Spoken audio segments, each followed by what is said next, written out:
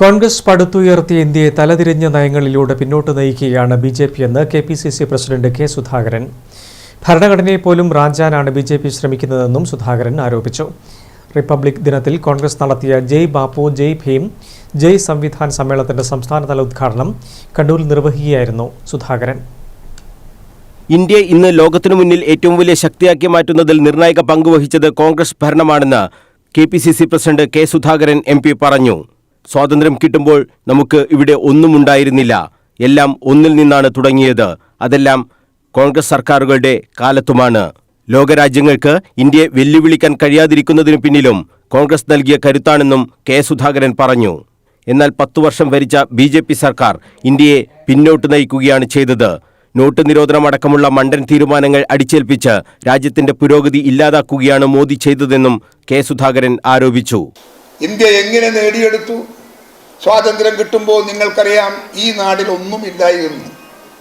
ഇവിടെ അരിയില്ല, ഇവിടെ തുണിയില്ല, ഇവിടെ പണിയില്ല, ഇവിടെ ജോലി, ഇവിടെ വിദ്യാഭ്യാസമില്ല, ശാസ്ത്രമില്ല, സയൻസ് ഇല്ല, ഒന്നുമില്ലാത്ത ഒരു നാട്. ആ നാട് മാറി മാറി മാറി മാറി മാറി ഇന്ന് ലോകത്തിലെ എണ്ണപ്പെട്ട രാഷ്ട്രത്തിലൊന്നായി ഇന്ത്യ രാജ്യം മാറി എന്ന് പറയുമ്പോൾ ഈ രാജ്യത്തിൻ്റെ മാറ്റത്തിൻ്റെ പിറകിലും ശാസ്ത്രീയമായ അപഗ്രഥനവും ശാസ്ത്രീയമായ കണ്ടുപിടുത്തവുമാണ് എന്ന് നിങ്ങൾ ഓർക്കേണ്ടതായിട്ടുണ്ട്. കോൺഗ്രസ് സ്നേഹത്തിന്റെ കട തുറന്നപ്പോൾ ബിജെപി വെറുപ്പിന്റെ കമ്പോളമാണ് സൃഷ്ടിച്ചത്. രാജ്യത്തിന്റെ ഭരണഘടന പോലും വെല്ലുവിളി നേരിടുന്ന സാഹചര്യമാണ് ഇന്ന് രാജ്യത്തുള്ളതെന്നും കെ സുധാകരൻ പറഞ്ഞു. ഇതിനെ ഒറ്റക്കെട്ടായി ചെറുക്കണം. ഈ സന്ദേശമുയർത്തിയാണ് എഐസിസിയുടെ നിർദ്ദേശപ്രകാരം കോൺഗ്രസ് ജയ് ബാപ്പു ജയ് ഭീം ജയ് സംവിധാൻ എന്ന മുദ്രാവാക്യം ഉയർത്തി സമ്മേളനങ്ങൾ സംഘടിപ്പിക്കുന്നതെന്നും സുധാകരൻ പറഞ്ഞു.